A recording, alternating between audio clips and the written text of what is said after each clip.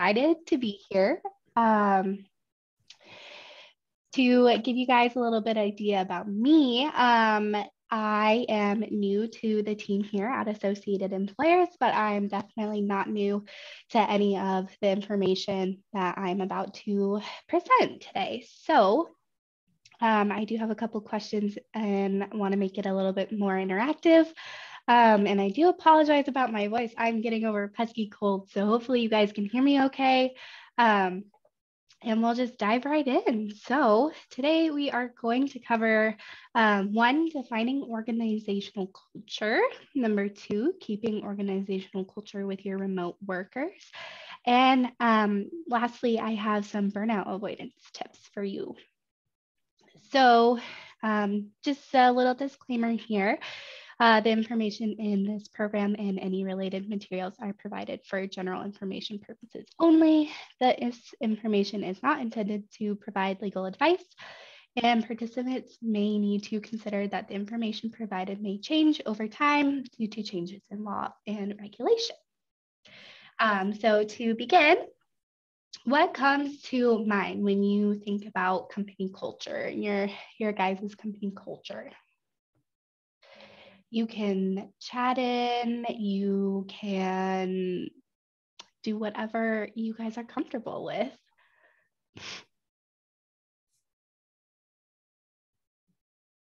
Think of, I like to think of maybe the vibes that your company gives off, to put it in short terms here. But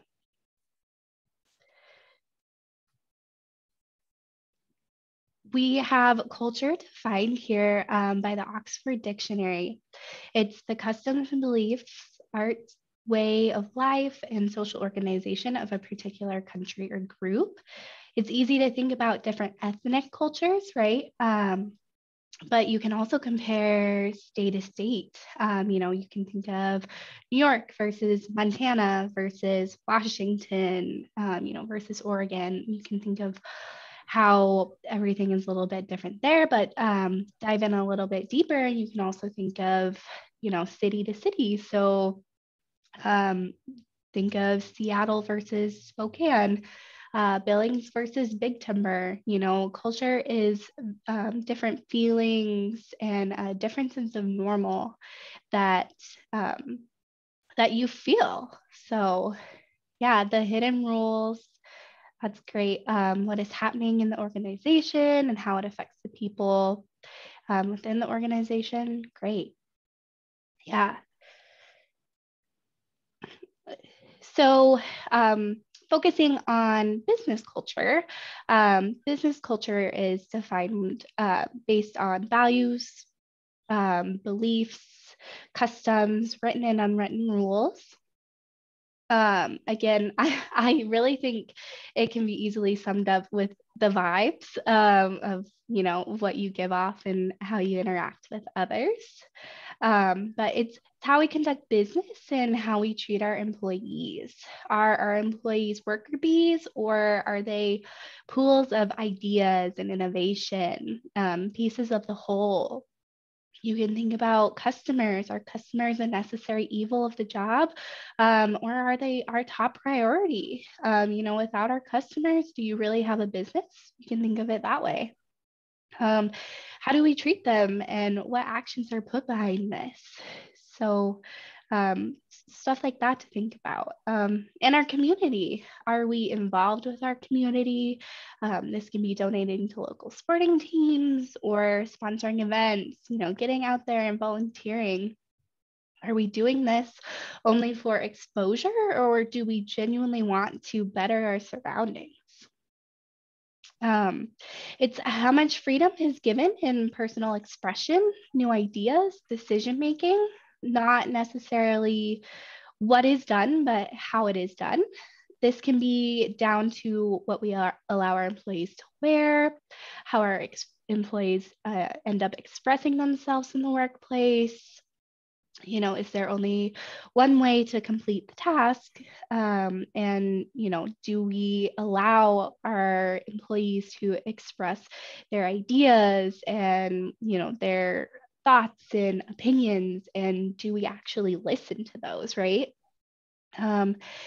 An example from associated employers, right? Right now, me giving this presentation, I'm given the flexibility to present the information in my own style. But if you had another one of the business partners here doing it, the information would have been the same, but the delivery maybe not so much, right? So we have the freedom to make it our own and bring new ideas to really help our members and share new information. Um, it's how information and power flows through the hierarchy, right? Do you feel as if you have democracy with your leadership team? That's kind of a big one. Are you sharing the big picture with the team, or does our CEO have horse blinders on, right? Um, this might depend on the situation too, and that's okay. But it's also how committed employees are to the organization's objectives. Are our employees committed to the goal or the mission? Think about your industry, right? Generally, nonprofits, they're there to benefit the community and serve for the organization, where the cause really outweighs the pay, but there's meaning to be found within all of our organizations.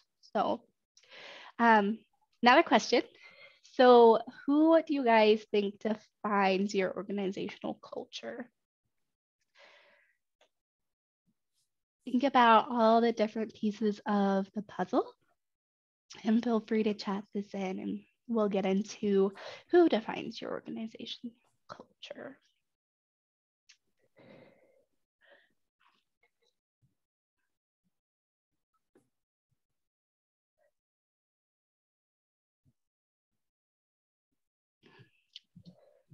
So everyone, right? Everyone has a piece in defining our culture. Leadership being one, our human resources, from CEO, program directors, and managers to the employees and clients. Great, yeah, everyone, right? Um, our our leadership team, HR, employees, and just everyone who's there. Everyone plays a part into defining our culture. Now, you do have some control with who defines it the most. Um, but the key question is, who do you want to define your organizational culture the most? We're going to dive into the pieces here a little bit more. So first and foremost, our leadership team, they will take the charge here. They will lead for good or for bad, right? So leadership needs to decide what they expect and be sure that they are clear with their expectations for everybody, right? Consistency is really the key. Um, you need to communicate your expectations. You cannot expect people to know this if you do not tell them what is expected. And you cannot lean on the assumptions that, well, they should know that. They should just know that, right? You don't know what you don't know. And I mean, maybe they should know some things, but you cannot make that assumption, especially with something like your culture. Oh, sorry, I got a little ahead of myself. But your HR, human resources can look very different organization to organization. But some will have HR being a piece of their leadership team, where others have HR as an administrative function. And really, HR is a number of things in between that as well. You wear many hats. So your HR professional may be in on defining the organizational culture, or they may be responsible for the execution of it. Anyway, your HR fits into the puzzle, we need to be sure that we are working with our leadership so that we are all on the same page. Again, there's that consistency. And we also need to help communicate what is coming across, right? And again, if you're an HR rep, you are the example of what you expect from your team just as much as the leadership team is expected to follow the example and be the example. You really can't expect others to follow rules that you do not follow yourself. When I was managing teams, this was the big one. Well, so and so doesn't do it, so why do I need to do it? No one kind of takes you seriously if you're not walking the talk. The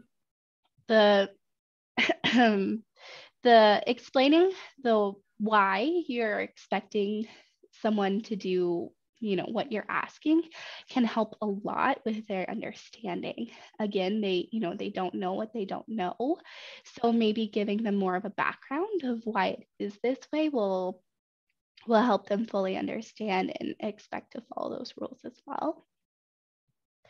And finally, we have our employees, really everyone else, everyone outside of the leadership team or HR. They all have a place to play here too. Everyone should be asking questions where they are not clear. And again, HR and the leadership team need to do their best to fill you in on that. And be more detailed with your answers too. Don't just say it's, well, that's what's expected, right? Why is the sky blue? There's some details we can fill in with them to help them really have a better understanding. So what are some ways that we can build our ideal culture? Feel free to chat in if you'd like. And it's really safe to say we all have our own ideas on what makes the ideal workplace. But how can we put them all together and build a culture that we as an organization are very proud of?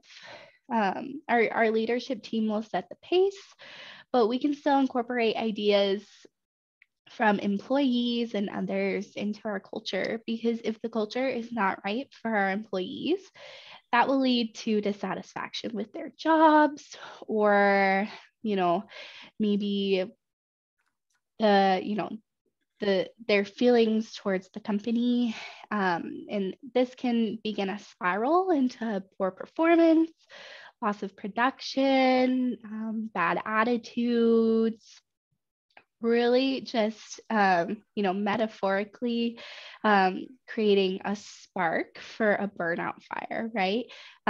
It causes our employees to metaphorically be on fire, then causing workplace burnout, right? Resulting in more workplace turnover and all of that. And I'm kind of getting a little bit ahead of myself here, but they all water flow into each other here. So building your ideal workplace culture.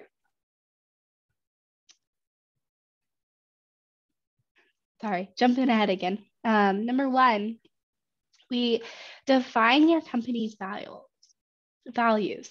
What is the mission of your company? What is the company's purpose? What is our sole purpose for being here? Really have that well defined, and you can move from there. Number two, compare your ideal company culture to the existing one. So compare and contrast. This is reflecting on the information from slide 6 as well, how we treat our employees, the customers and community, how much freedom we give, so on and so on. Talking the walk here, and taking a good look in the mirror, if you will. And that is not an easy task by any means.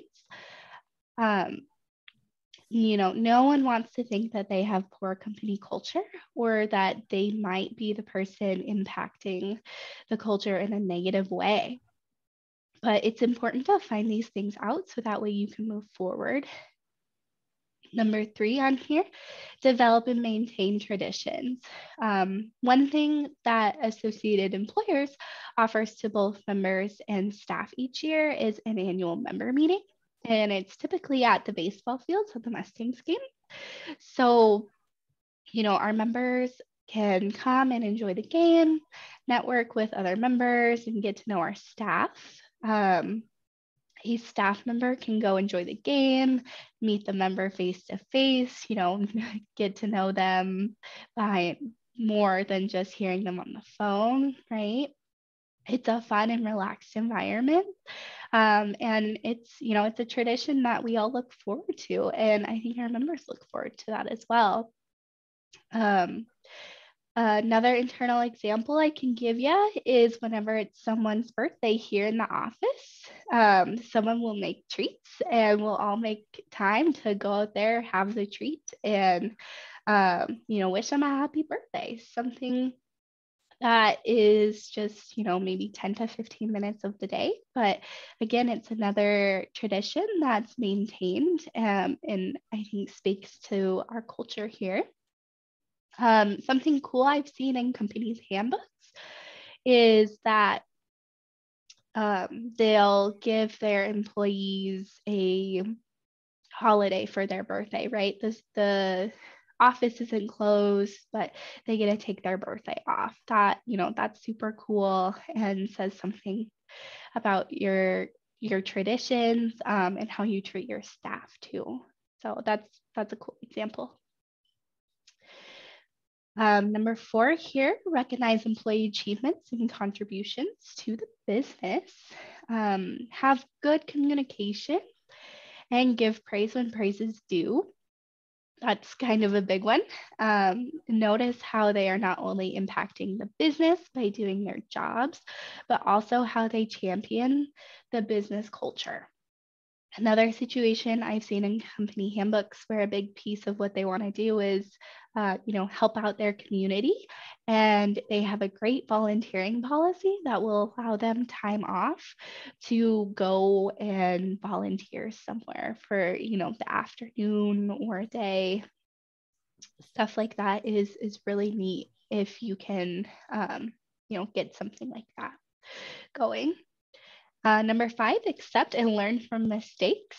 This is the trial and error piece. It definitely does take some time to figure out what culture your organization wants and feels good about, and that's okay. Trial and error is just part of being human. And there's really a medium place for everyone. What works for your organization is not going to work for somebody else, and that's okay. You just figure out what works for you guys. When our company culture is strong, we can trust our employees to do the right thing, and our employees, will be happier with their jobs, and it will radiate out to our customers or other businesses that we interact with, and it's really a great thing. Number 6, similarly, watch for trends. This is that impacting other businesses, right?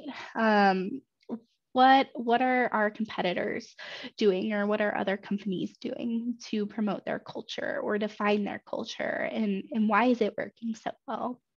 Let's figure that out and take a look at that.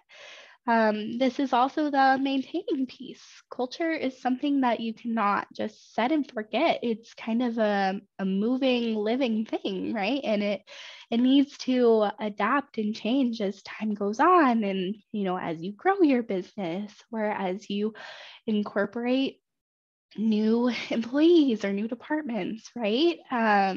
I think a big example here is COVID, and the past 2 years recently. And I'm sure you're all tired of hearing about it, but it's true. How did our company treat us in 2020 and 2021, right? Even a bit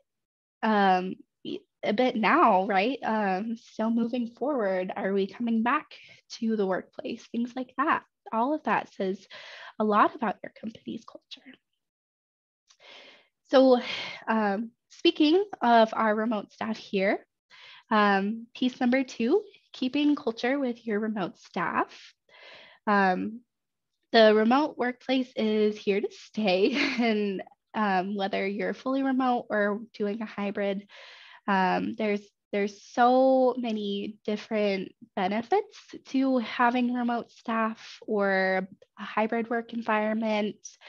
But Something we want to keep in mind is that our remote staff still matter and they're still helping us define our culture and express our culture. I hope if you're a remote worker or if you have remote workers that they don't feel like they're stuck on an island all by themselves. That's definitely not something we want. And that can be another spark to our burnout fire, right? So it's really important that we don't forget about them and we maintain or adjust our company culture to include our remote staff. So keeping culture with your remote staff. We do this by number one, distinguish the culture from the climate, meaning where the work is being performed. Right? It doesn't matter where your employee is set up. Your workplace culture should be strong enough that employees feel it wherever they happen to be. Number two, build relationships. Associated employers is really big on building relationships, and we bring this into a lot of our classes and conversations because relationships to begin with are so important, and they're very good for the workplace, right? So if you have good relationships built with the people you work with, everyone will want to do the right thing and you will have better communications. And there is just so many other benefits that I can list off here. But having good relationships built with your coworkers, with your supervisors, your executives, it doesn't matter who you are talking about, relationships are key. Number three, define your expectations.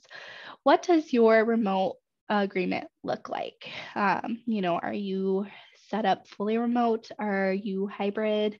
What does that look like for one?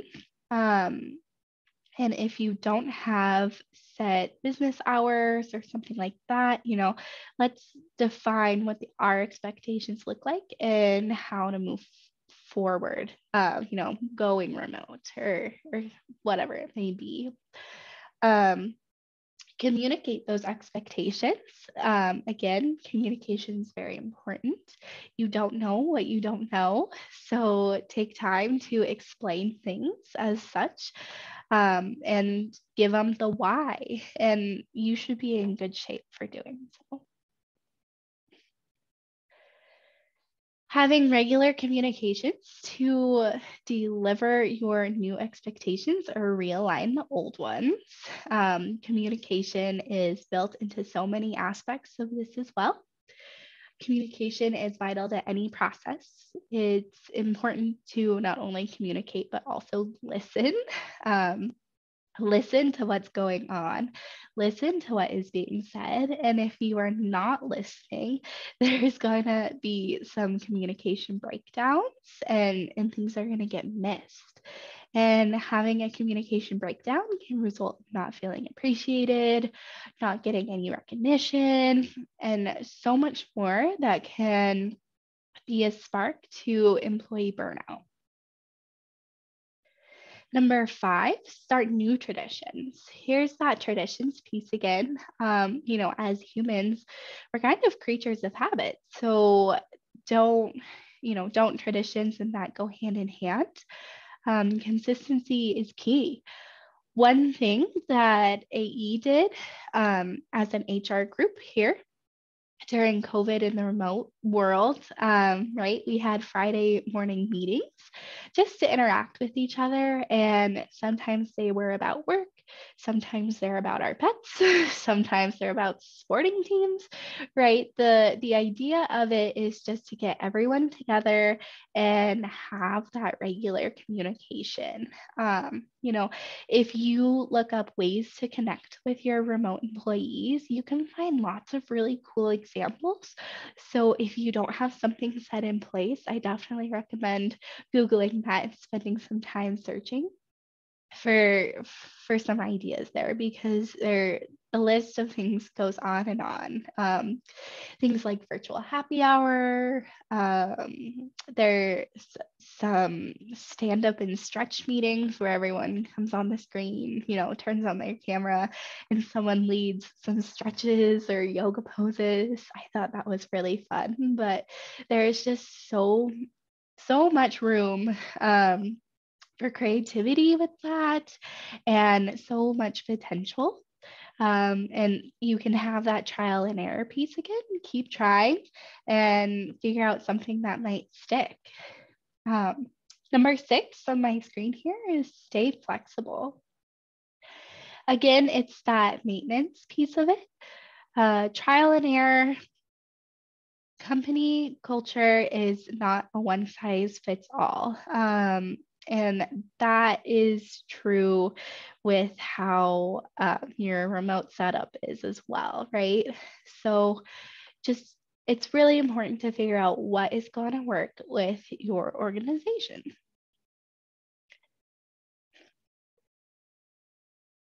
So here are some key highlights I took out of a workplace survey focusing on how workplace culture has changed. Reporting offices and physical workplaces are the last place they feel as in employees feel their company's culture.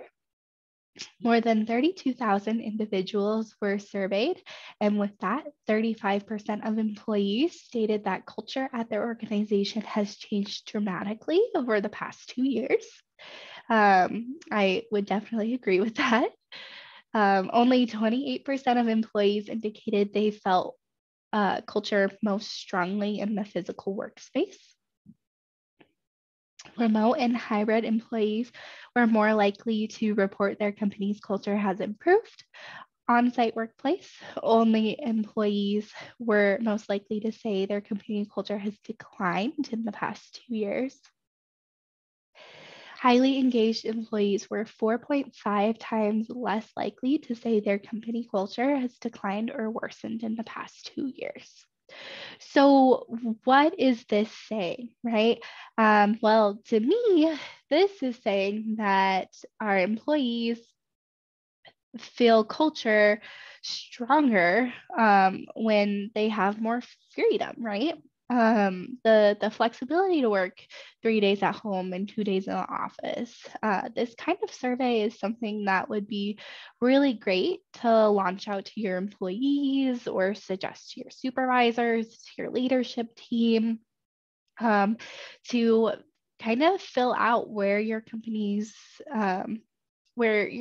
culture is at. And it can also help you compare what you currently have to what you want, right? To what your ideal culture looks like. The culture of your company impacts more than you think it does, really. So one thing you might think that you might not think relates to company culture is the work-life balance area. Would you say that your company is allowing a work-life balance? If you look at this little notebook page, we have a couple of situations here. What I thought would make me productive versus what actually makes me productive. The there can be a lot of factors into how we keep our people productive. And you'll see the little pie chart mentions exercise, time off, sleep, healthy eating. And even with all those factors, we still see hard work being a bigger piece of the puzzle. So that's great. But now this class isn't focusing on productivity, but what we are going to highlight next is employee burnout and the idea of workplace burnout, work-life balance, and how they go hand in hand, because really they do. So it's no secret life is about a balancing act. Some people are just built to balance better than others, and that's great. But one thing as an employer and as employees, we want to watch the work-life balance piece. Most of the time, when our scale begins to tip here, that's when we start to see that spark to the workplace burnout flame. And the scale will teeter back and forth. That's normal, right? But when it gets too heavy on the work side, you have that spark that really can catalyst your workplace burnout.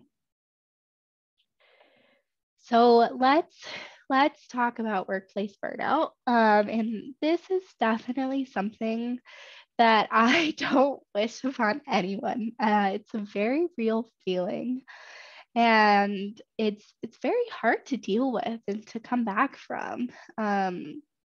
The little cartoon on the slide here does a really great job of painting the picture of what it might feel like, with the little battery halfway drained. She's slumped over at her desk, and let's just talk about what burnout is here. So, workplace burnout defined, the World Health Organization defines workplace burnout as follows. Burnout is a syndrome conceptualized as resulting from chronic workplace stress that has not been successfully managed. It is characterized by three dimensions. One, feelings of energy depletion or exhaustion. Two, increased mental distance from one's job or feelings of negativism or cynicism related to one's job. And reduced professional efficiency. It can be one of these dimensions. It can be all of these dimensions. It can just be on Tuesday. It doesn't really matter. If you've ever felt workplace burnout, you would definitely agree with this list here. So another question, if you'd all like to chime in or chat in, but what can lead to workplace burnout? Feel free to share from your personal experiences. Feel free to share what you've heard from others. Feel free to share what you've seen in your workplace. Just take some time to chat in.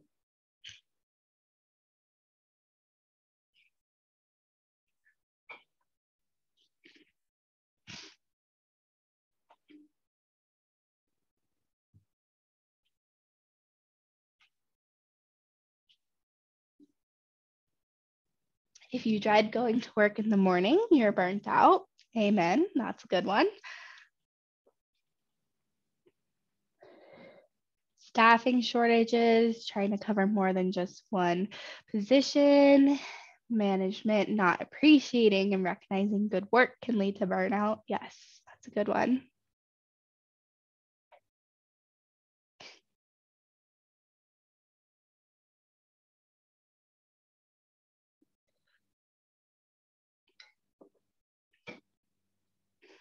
Not enough resources. That's a good one.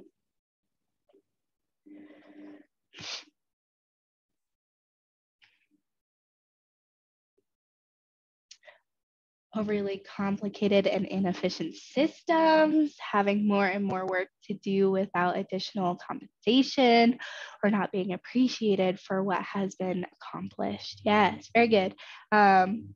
Those are all correct. And when they build on top of each other, it only gets worse. So I definitely have some of those that were mentioned on my slides here. So here's just a couple of reasons. The list definitely goes on. You can think of numerous things, but for time's sake, we're just going to focus on these ones. So the first one here is unfair treatment. This one happens when our supervisors or leaders of the organizations pick favorites, or it seems that way, right? From an HR standpoint, we want to treat all fair and equitably, but not everyone can play by that rule, or it may not appear that way to others.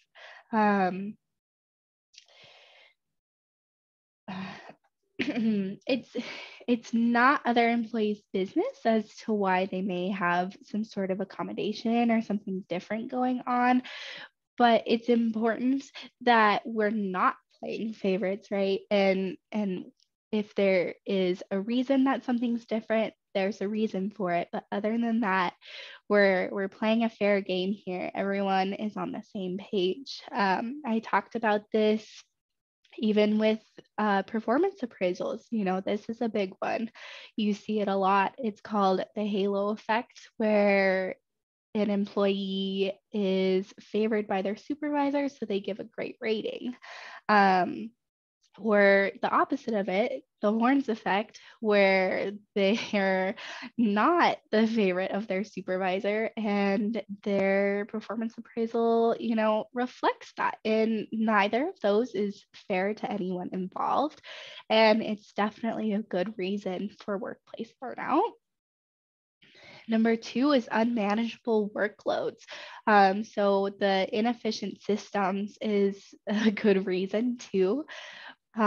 This is when knowing how your staff operates and having a relationship comes into play. Knowing how they can handle what they have on their plate, if there are certain busy times that their work may pile up, things like that. Personally, I am the type of person that won't tell you no, I can't take it on, or no, I can't do it. No, I'm at max capacity. I am such a people pleaser and will just take everything on and on and on until I do have an unimaginable workload. And then I just kind of erupt and I feel like I'm on fire, like the feeling of being on fire before the burnout. Which, yes, this is not healthy, but this is a common reason that people feel workplace burnout. And from the opposite perspective, if you're a supervisor and you supervise someone who's like that, it's easy to continue to delegate tasks and just rely on them for all of this miscellaneous work, or other work that might not be getting done, because they never say no, they can take it on, right? But we don't realize that we are actually contributing to that person's workplace burnout.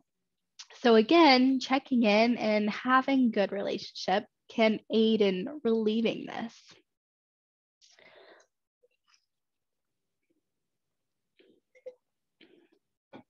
All right.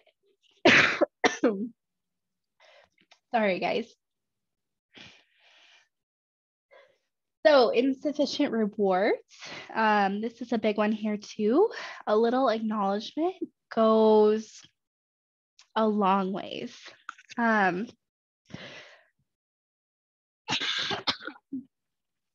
We are creatures of praise, and although being told that we are doing a great job is great and one thing, but showing it is another. And like anything, there are reasons why this looks different company to company. But for example, the company's budget, they might not have the room to give you that raise that you deserve or the bonus. But it feels so darn discouraging when you are doing a good job, but no one tells you that or shows you that, right? Are we overusing the pizza party when we could just be awarding bonuses? Something to look at. But the insufficient rewards piece is big too. Lack of control over work. Do you have a micromanager as your supervisor, or are you a micromanager? Are Generally speaking, we hire people with the expectation that they know what they are doing, so we are allowing them to do it. Or are you overstepping and micromanaging every little detail, being nitpicky about one aspect of the job? Not very helpful. Unsupportive management.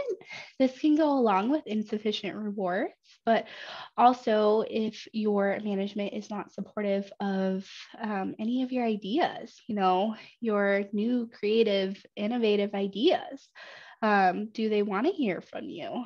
What is your culture saying about this bullet point? And the last one here, not acknowledging burnout as an issue. This is a really big one. If your company or supervisor is not acknowledging that burnout is an issue, then have they ever felt burnt out, or do you have high turnover in your organization, right?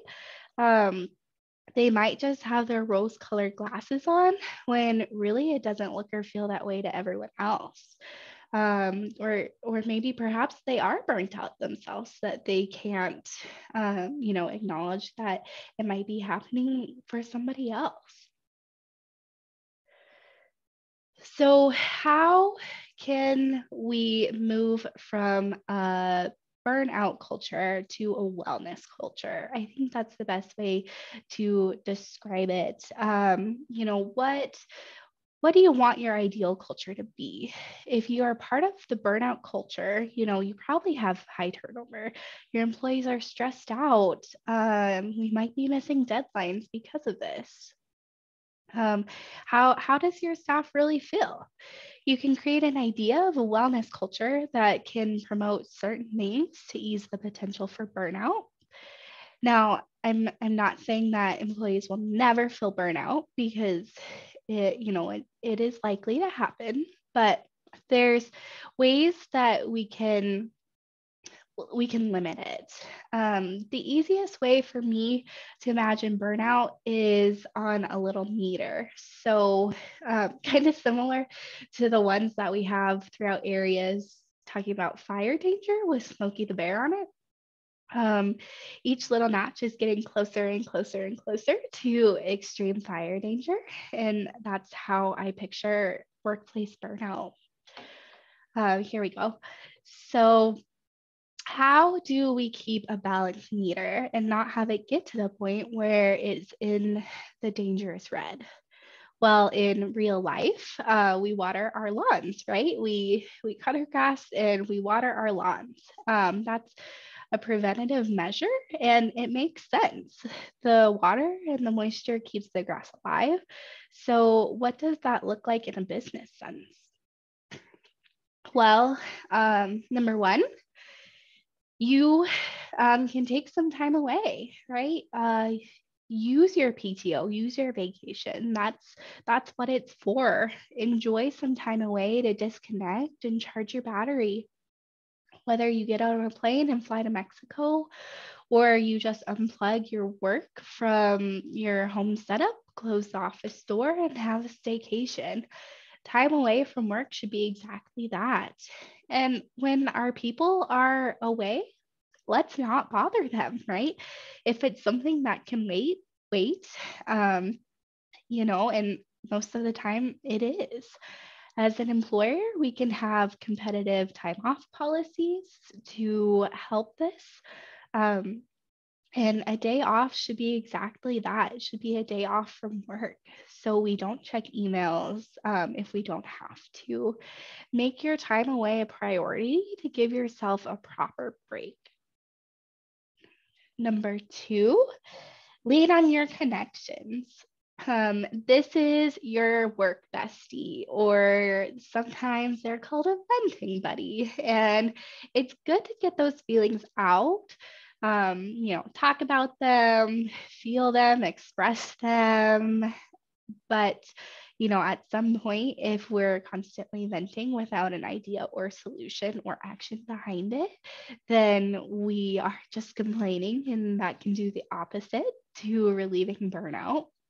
Um, this is not only your work connections, but it's also your outside connections too. So spend more time with your family, with your friends, your different circles that give you support, and they're happy to have you around, and you feel happy being around them. Number three, know your limits.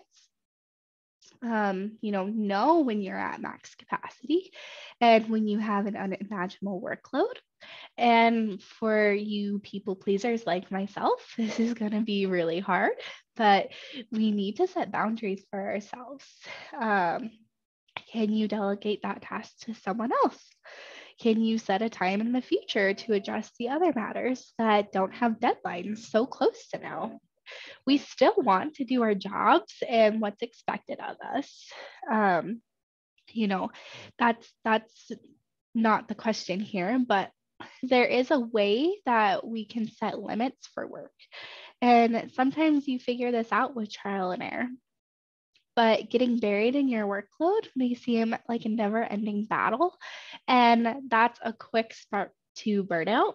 But not knowing your limits can help, or well, knowing your limits can help mitigate that. And then number 4 here, tap into your resources. So some employers offer an employee assistance program, EAP. That is a voluntary program, but it offers free and confidential counseling, referrals, follow-up services to employees who have work-related problems, but also personal problems. Check with your benefits provider to see if your company offers something like this. And if you don't, maybe that's something we want to get added. When we do switch from a burnout culture to a wellness culture, do you get any employee benefits beyond the standardized benefits? Like vacation, right? It is your vacation time, but beyond that, a gym membership, right? Discounted rates for different activities, tickets to events, kind of things like that.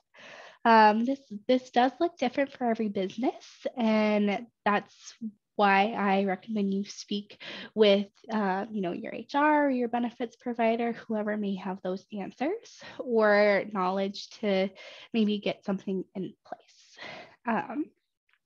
So I think that we can move to questions and comments now, with about 10 minutes left.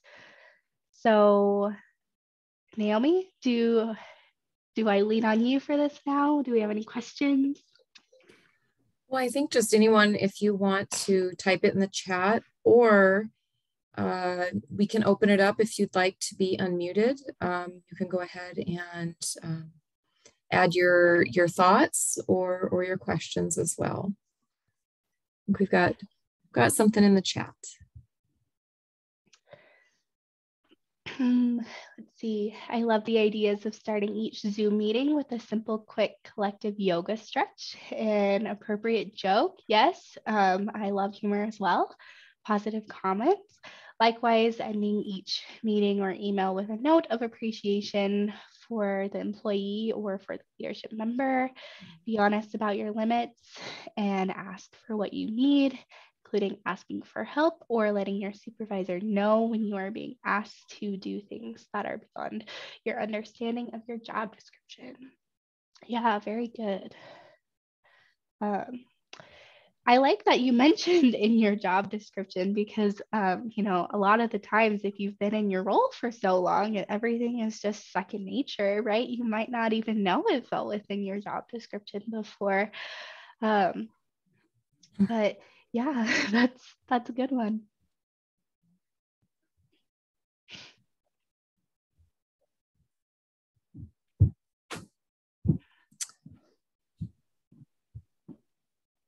Anyone else have any ideas of how you feel your organization could support employees and help prevent burnout?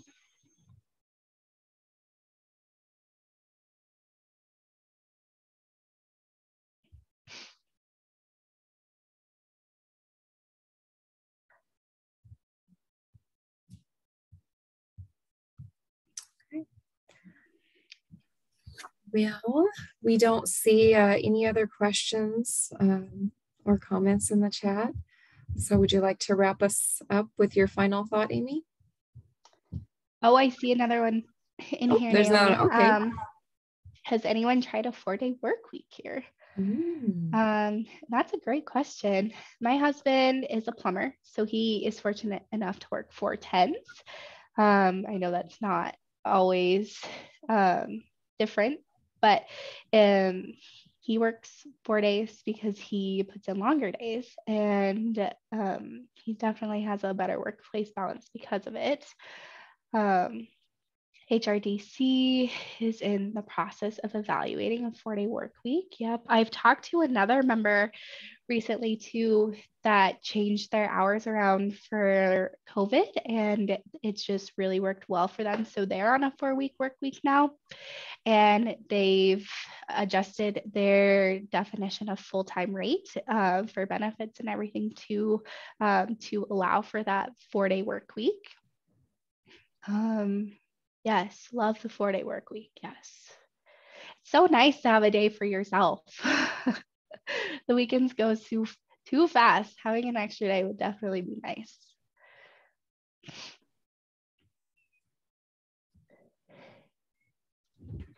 There are significant budgetary and staffing implications, but the board supports the shift to 32 or 36 hours.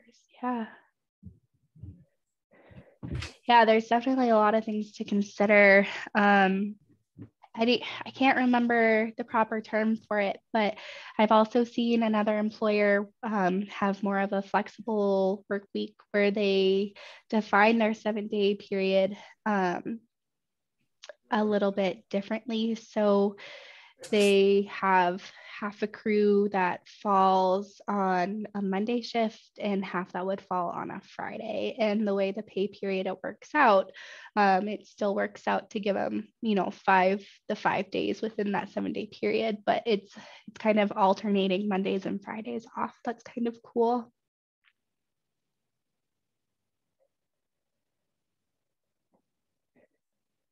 Oh, yes. 4-day work weeks are great, but do create the double Monday effect. Oh, man.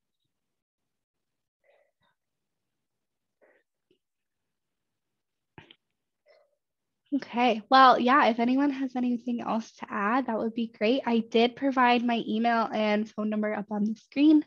If you want to get in touch with me for any reason at all. But a big thank you, everyone, for coming and listening to me. And thanks for letting me be a part of the 2022 Montana Housing Partnership Virtual Conference. I hope you all have a great day and a good rest of your conference. Yeah. But be in touch if you have anything else you'd like to talk about.